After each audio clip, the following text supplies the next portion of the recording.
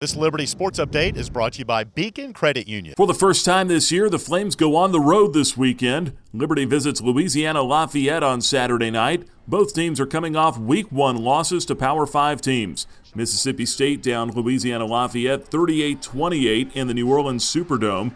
In that game, senior quarterback Levi Lewis made his fourth career start for the Raging Cajuns and threw for a career-high 267 yards, while Lafayette's offense piled up 430 yards against the Bulldogs. Louisiana has athletes throughout the state.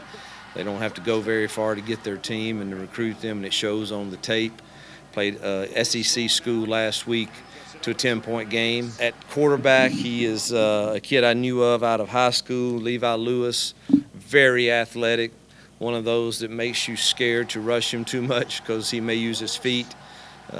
Compare him a little bit to Willis, who we have that's transferred here now. Liberty's defense played well against Syracuse, forcing 3 turnovers and holding the Orange to 368 yards. The Flames will have their work cut out for them against the Raging Cajuns, who feature 3 running backs who combined for more than 2,000 rushing yards last year and 28 touchdowns. This will be a big test on our run defense, especially for our front 6.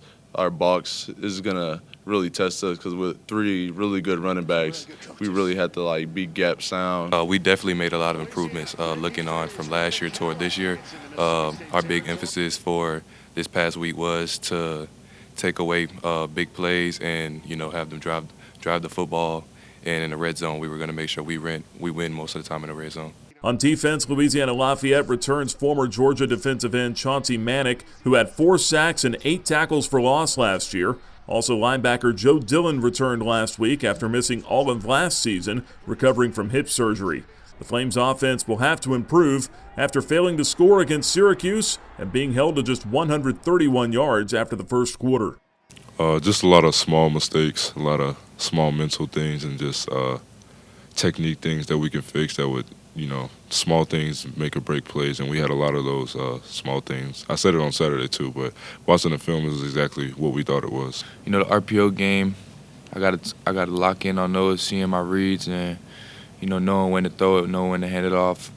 That was the main thing that I took away from film. Sometimes, on a couple sacks, I didn't take my proper drop, and that kind of, gave me a little bit less time to get rid of the ball. Buckshot Calvert was sacked 7 times last week by Syracuse and completed just 51% of his throws while throwing 2 interceptions. We really felt like with the 2 weeks we had to get prepared for Syracuse, we could throw a little more at him.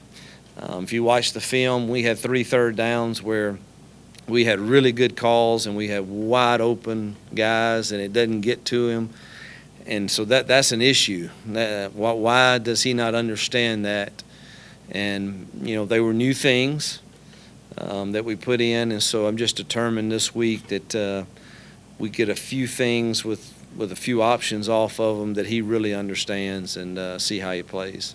A decision on the status of Flames head coach Hugh Freeze and whether he'll be able to make the trip will be made later this week. Freeze coached from the booth in a hospital bed last week as he continues to recover from last month's back surgery and staph infection. Saturday's game kicks off at 7:30 p.m. Eastern and can be seen on ESPN+. The Liberty Flames Sports Network from Van Wagner will have live radio coverage beginning at 6 Eastern on flagship frequency 88.3 FM Lynchburg and on the My Journey mobile app.